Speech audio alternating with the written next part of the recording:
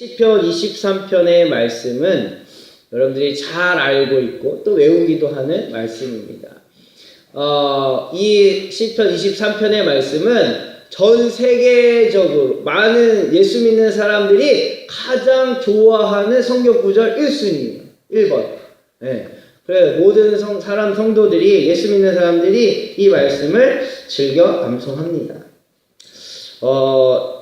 여러분들이 이해하기 좀 더 쉽도록 제가 이거를 전라도 사투리로 이 말씀을 바꿔봤어요. 이게 제가 바꾼 건 아니고 어떤 목사님이 바꿔놓으셨더라고요. 근데 우리 성도님들 전라도 사투리를 별로 안 쓰셔요. 전라도 사람이 아닌가 봐. 거시기 전라도 사람이요? 네, 아직 전라도 사투리를 잘 이렇게 제가 익숙해서 그런지 여러분들이 어색하지 않아요. 여러분들의 말이. 성경 말씀도 한번 이 전라도 사투리로 오늘 말씀을 제가 한번 읽어드릴 테니까 이해가 확 오는지 전라도 사투리가 맞는지 여러분들이 한번 들어보시기 바랍니다. 오늘 시편 23편 말씀이 전라도 사투리가 어떻게 읽혀지는지 제가 한번 읽어드릴게요. 아따 여호와가 시방 나의 목자신디 내가 부족한 것이 어찌고 좀이라도 있겠는가? 글씨 그분이 말이시 나 같은 것은 그냥 저 푸르러른 초장깨로 뉘어뿔고 내 뻗친 다리를 씌어뿔게 하려고 물가시로 데리고 가쁘네. 참말로 어쨌을까 엄해징한 거. 내 영혼을 겁나게 끌어 땡겨불고 그분은 이름은 위하려고 올바르군 길가스로 인도할 뿐에 아따 참말로 좋았뿌잉. 그께로 나가 산고랑 끔쩍한 곳에 있다 해도 눈곱만큼도 겁나볼 것이 없단께. 만약에 말이시 나가 쪼매만한 무슨 일이 생겨도 그분이 몽댕이랑 짝대기랑 나를 영락없이 지켜줘 버린다는 게 이거요. 시방 응? 아따 우리 주님께서 저 싸가지 하나도 없는 놈들 앞에서 내게 밥상을 뻘쩍지근하게 챙겨버려 주시고 내 배급박에다 기름칠까지 해주신 게로 정말로 나가 기뻐서 미쳐버릴걸만. 근게 인자부터 나가 목숨이 붙여있는 하는 동안은 그분이 겁나게 착하심과 허벌나게 넓은 맴씨가 나를 진하게 따라 당겨 불땡기로 나가 어째서 그분의 댁에서 묵고자 안 하겠냐. 오메 좋은 거. 여러분 전라도 사투리로 성경을 이게 그래요? 네.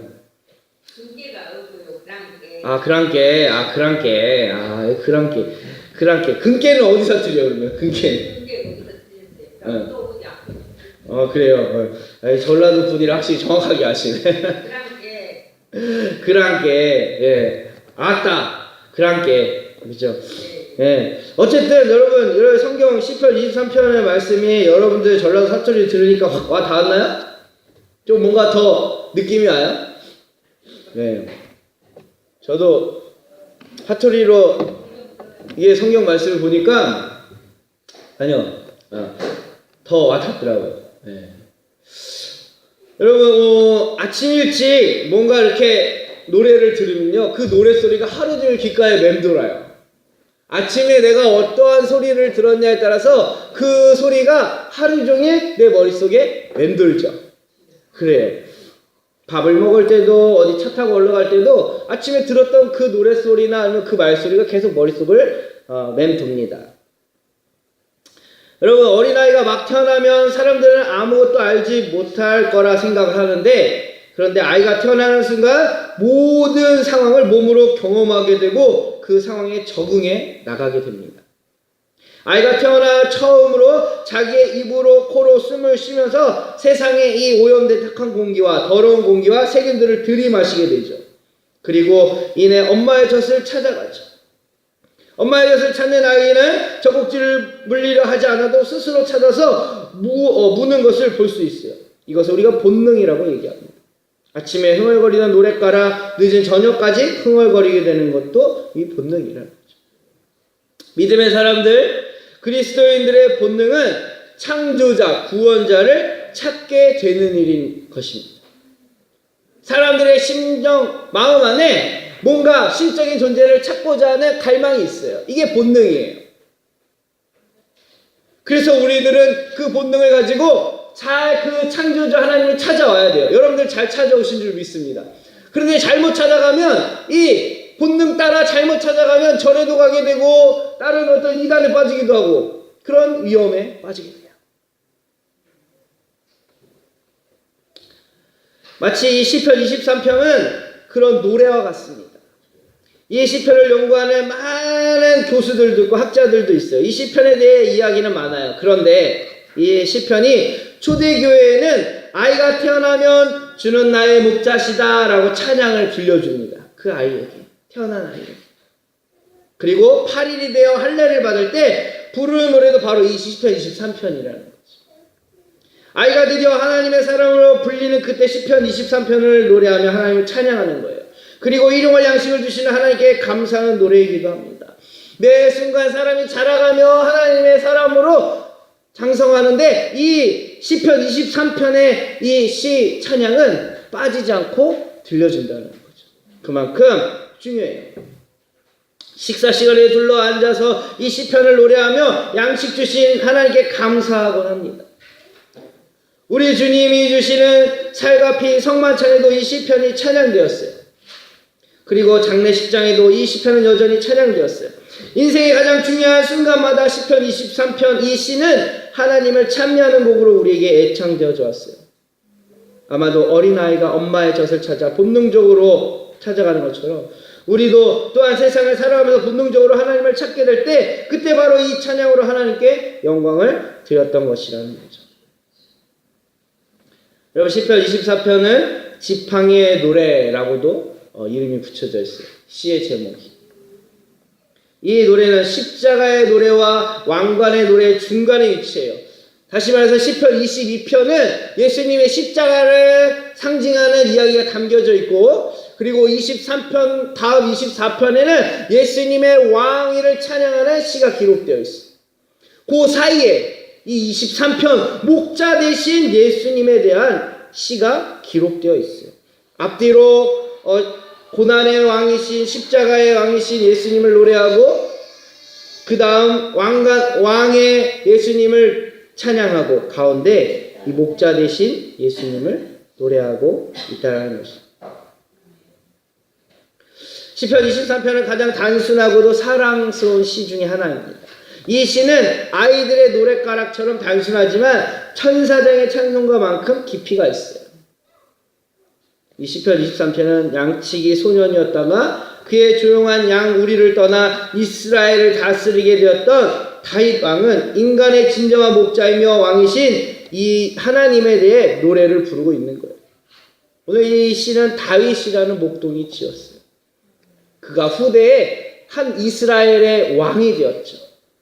그의 어린 시절은 양을 치는 목동이었지만 하나님을 찬양하며 하나님의 영광을 위해 그가 싸웠던 그의 삶의 여정의 끝은 한 나라의 왕으로 하나님이 세워주셨다.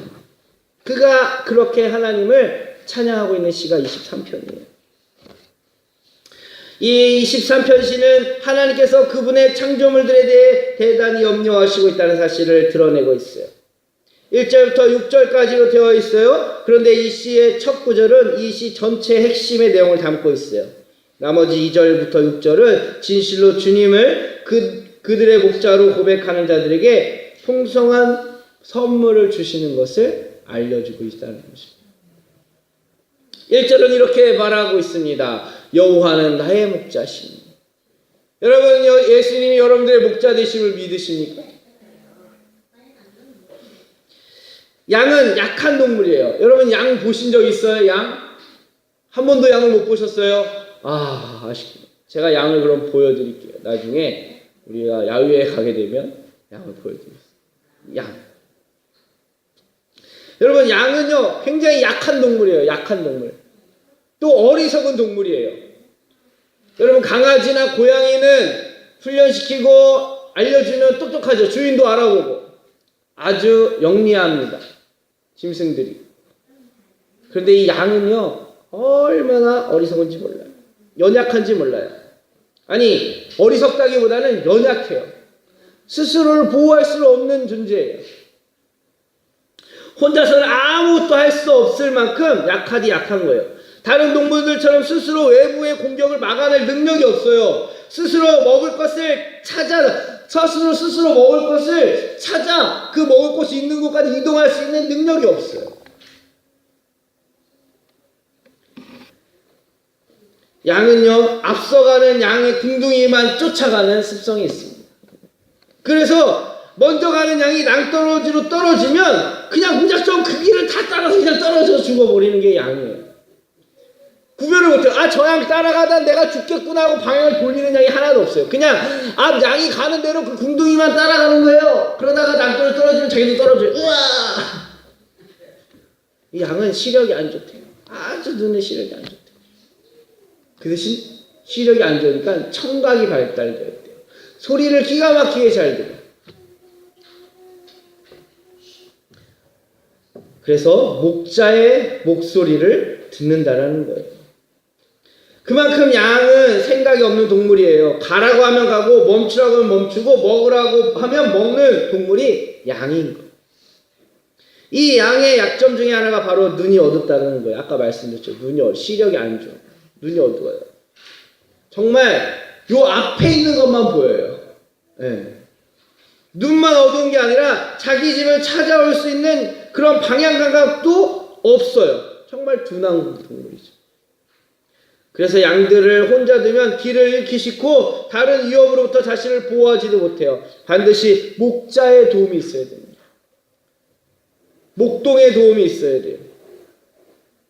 그것도 선한 목자가 필요합니다. 양의 필요를 채워줄 수도 있고 공급해주고 보호해주고 다쳤을 때 치료해줄 수 있는 친구 같은 그런 선한 목자가 양들에게 필요한 거예요.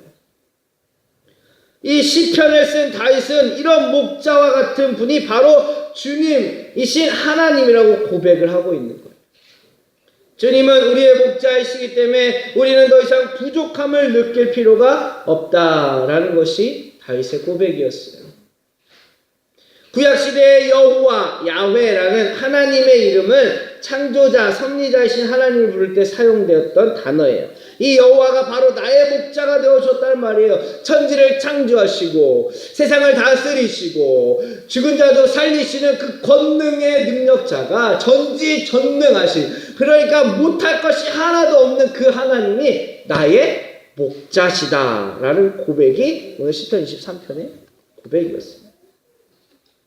이 시는요, 다윗의 경험에서 나온 거예요. 다윗이 목동 생활할 때 사자가 양들을 물어가기 위해서 양을 집어삼키고 달아날 때 이 목동이 다윗이 그 사자를 쫓아가서 목덜미를 잡고 내 양을 어디 가져가서 사자 입에서 그 양을 뽑아냈다는 거예요. 여러분, 이 목동 나이가 고작해야 8살에서 13살 정말 어린 나이가 그런 위협, 사자나 늑대나 이런 위협에서 양들을 건져냈다는 거예요. 그러면서 고백합니다. 이것은 내가 내 힘으로 내 능력으로 한 게 아니라 하나님이 나를 지켜주기 때문에, 하나님이 나를 도와주셨기 때문에 내가 그 일을 할 수 있었다. 이 다윗의 고백 속에, 경험 속에 이 시가 나왔다는 겁니다. 그는 더 이상 고난과 궁핍을 겪지 않고 용서와 회복, 교제가 끊이지 않으며 공포를 겪지 않고 슬픔 중에 위로와 승리함과 환난 중에 안전함에 처하는 놀라운 은혜가 있음을 고백하고 있어요. 바로 천국과 같은 삶을 이야기하고 있는 겁니다. 여러분, 2절 말씀에 이렇게 고백합니다. 그가 나를 푸른 풀밭에 누이시며 쉴만한 물가로 인도하시는도다. 누이시며 라고 번역되어 있는 이 동사는 강제성을 의미하고 있는 거예요. 누이신다. 그냥 피곤해서 내가 눕는 게 아니라 그 양을 잡아다가 너 여기 누워있어! 하고 눕히는 거예요. 어린아이들, 여러분 안 자려는 애들 엄마가 이렇게 끌어갖고 자야지 그러고 재우잖아요. 하민이가 안 자려고 그래가지고 막 이렇게 뗐을 때 엄마가 깍 일로와 하고 안고 누우면 바로 1초도 안 돼서 잠들더라고요. 강제로 눕혀서 재우는 거예요. 예수님 지금 이 말씀에 누이시며, 이 누이는 게 하나님이 그 양을 푹 끌어안고 널 여기 자야지 그러고 재운다라는 거예요. 양은 자기가 자야 할지 그냥 뛰어다녀야 할지 모르기 때문에 그냥 재운다는 거예요. 그렇게 안 재우면 잔다는 건 뭐예요? 누인다는 건 뭐예요? 쉬는 거잖아요. 안식한다는 거예요. 다시 체력을 보충하는 거예요. 제가 어제 정말 평생 안 하던 농사를 하겠다고 삽질과 곡괭이질을 해가지고 저기다 텃밭을 좀 만들었어요. 박봉원 집사님이 그걸 하자 해가지고 제가 그거를 같이 좀 했는데 아침에 일어나니까 막 곡괭이질 했더니 막 온몸이 무거워. 근데 자고 일어나니까 회복이 되는 거예요, 여러분. 만약에 안 자고 제가 밤새 일하고 자지 않고 안 졸렸다고 만약에 그 몸을 이끌고 다른 일을 했다면 아마 제가 오늘 여기 못 섰을 거예요. 근데 그만큼 여러분 누웠다 일어나면 새 힘을 얻게 되는 거죠. 맞아요. 예수 하나님께서 우리를 그렇게 새 힘을 주시고 높이시는 거예요. 다시 한번 우리가 먼 길을 가야 하기 때문에 우리가 더 감당해야 할 일이 크기 때문에 잠시 쉴 수 있도록 눕혀주신다라는 거예요. 만약에 그 양이 떼쓰고 나 안 누워도 돼요, 안 쉴래요 하고 버팅겼다면 다음 험난한 광야를 지나 푸른 풀밭으로 가는 그 여정 가운데 아마 지쳐 쓰러져 죽어버릴 거예요. 반드시 쉬어야 광야를 건너 풀밭이 있는 물가가 있는 곳으로 다다를 수 있다는 거예요. 쉴 수 없거나 쉬지 않는 양은 결국 광야 한가운데서 낙오해 버리고 맙니다. 목자가 양을 인도하면서 양의 양식을 위해 먼 길을 계획하고 그 길을 함께 가려고 하는데 양이 마음대로 하면 그 길에서 결국 어려움을 만나게 되는 거예요.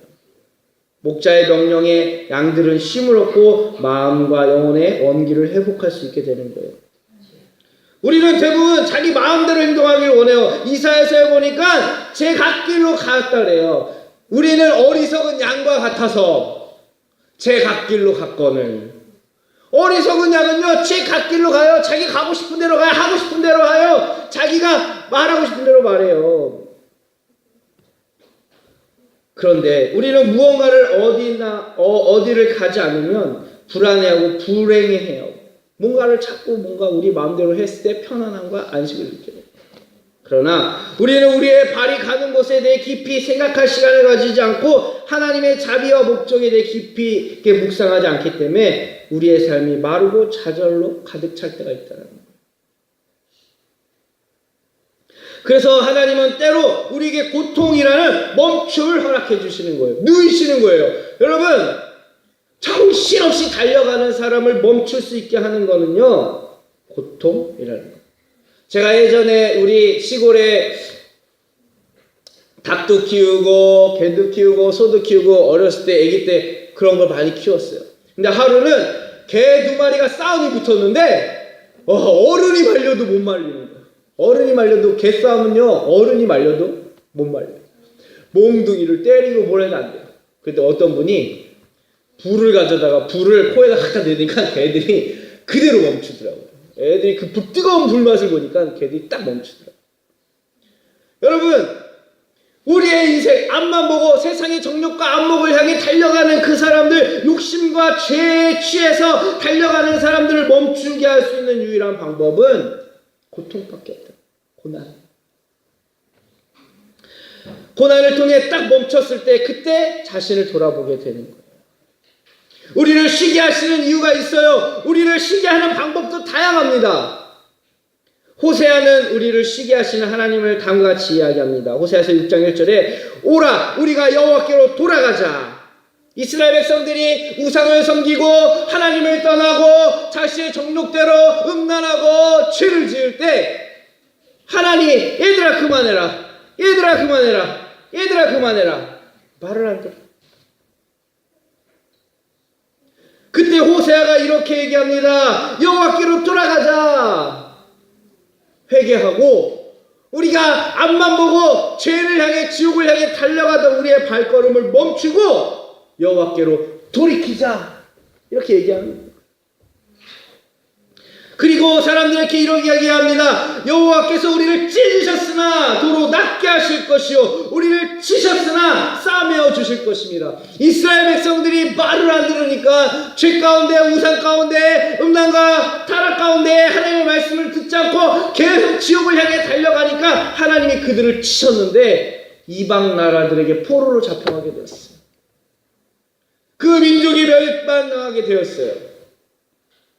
그때 그들이 깨달은 거예요. 그때 멈출 수 있었던 거예요. 멈춰서서 하나님을 보기 시작했어요.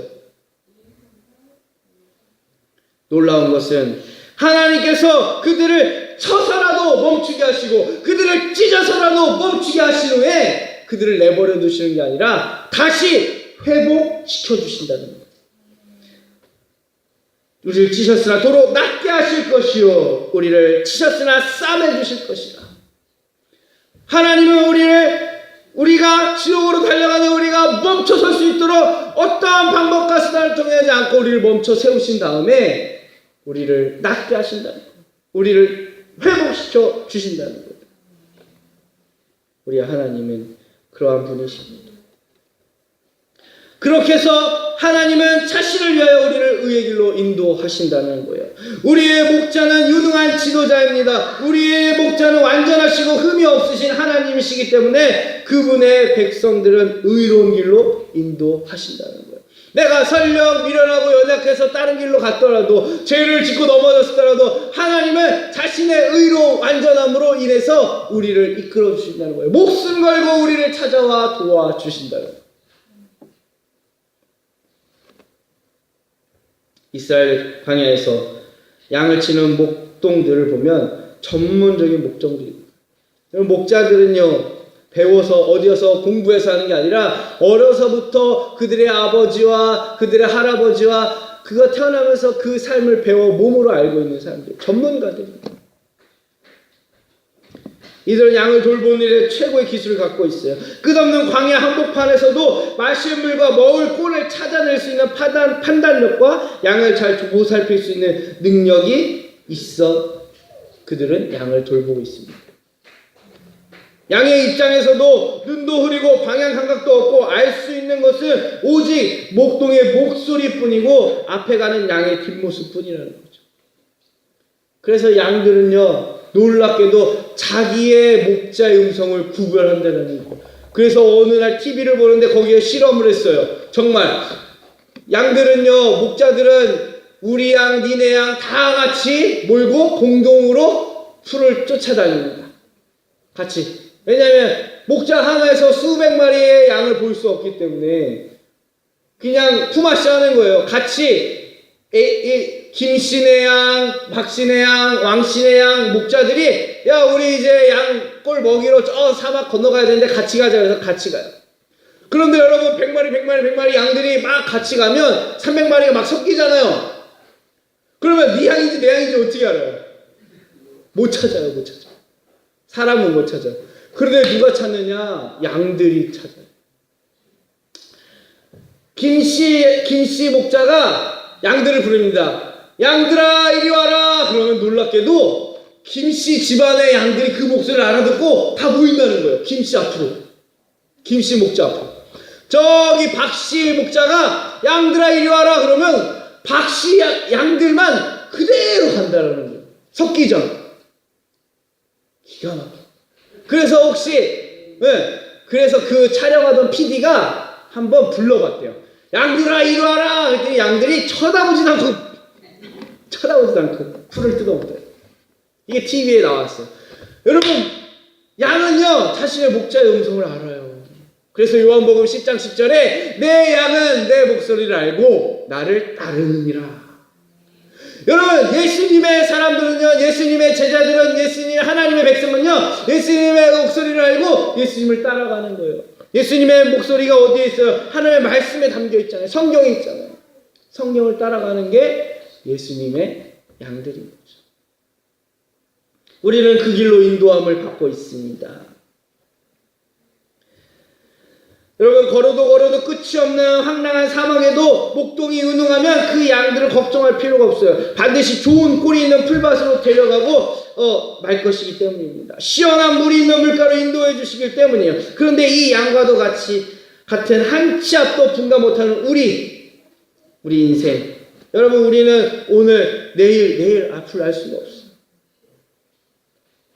양과 같이 우리는 한 치 앞도 우리의 인생을 내다볼 수 없어요. 그런 우리를 위해서, 우리 인생을 위해 예수님께서 자신의 목숨도 아끼지 않는 그런 인도자가 되어주신 것은 우리 인생의 가장 큰 복인 줄 믿습니다. 우리는 염려할 필요가 없어요. 내일 내가 어떤 일이 일어날지, 내가 어떻게 될지 염려할 필요가 없어요. 왜? 예수님이 우리의 목자 되시기 때문에. 선한 목자가 되어주셨기 때문에. 그분이 우리를 인도하시면 우리는 어디로 가든지 곤비치 않고 편안한 쉼과 안식을 누릴 수 있어요. 당장은 광야를 지나가는 어려움이 있을지라도, 당장은 내가 가시밭을 걸어가는 어려움이 있을지라도 반드시 그 예수님 목자 되신, 선한 목자 되신 예수님께서 우리를 푸른 초장과 실만한 물가로 인도해 주신다는 거예요. 사망의 음침한 골짜기라면 죽음이 아니에요, 여러분. 사망의 음침한 골짜기는 죽을 것 같고 어두운 긴 터널을 말하는 거예요. 차라리 그냥 죽어버리면 모든 것이 끝이겠지만 죽지 않고 어둠 속에 있다면 그 두려움은 말로 표현할 수 없는 두려움일 겁니다. 시편 기자는 이러한 죽을 것 같은 어둠 속에서도 두려워할 필요가 없다고 말합니다. 우리의 살아가는 모습은 현재도 불안하고 불확실하지만, 미래에 더 불확실하고 불안하고 암울하지만, 두려움은 종종 양들로 하여금 목자에게 더 가까이 가도록 만들고 있습니다. 두려움으로 도망가는 대신 우리는 두려움과 걱정을 가지고 우리의 목자에게 달려가는 지혜를 가져야 합니다. 여러분, 두려우세요? 지금 여러분들이 사망의 음침한 골짜기를 걸어가고 있는 것 같다면 더욱더 주님 뒤에 바짝 붙으세요. 그러면 더 빨리 그 음침한 골짜기를 빠져나가 쉴만한 물가와 푸른 초장으로 인도함을 받게 될 것입니다.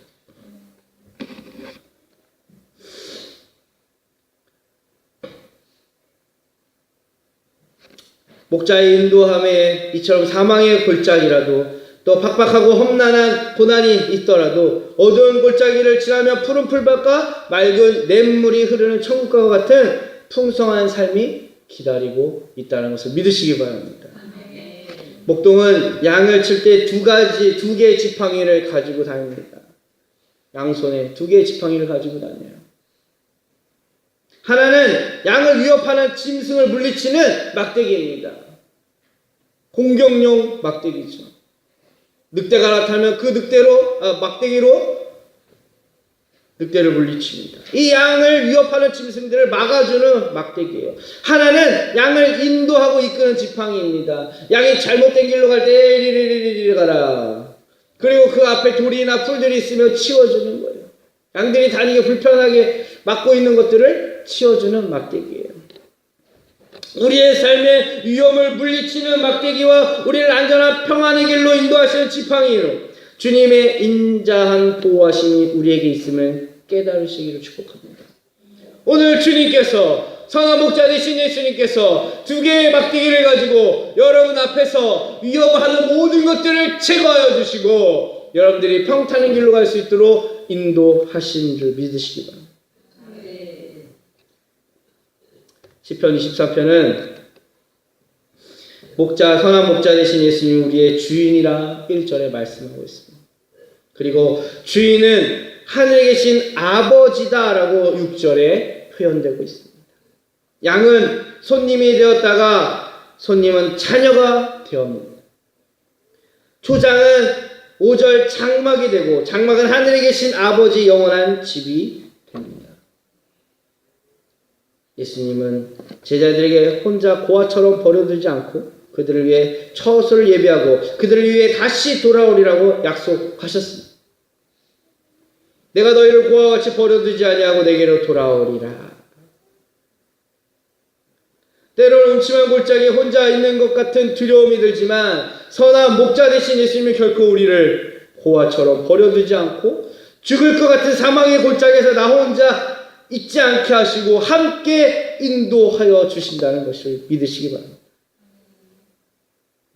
죽음은 거룩하신 하나님 아버지의 집으로 가는 현관임을 알기에 우리는 이 이상하고 놀라운 성경 구절을 성경에서 보게 됩니다. 성도의 죽음은 여호와께서 귀중히 보십니다.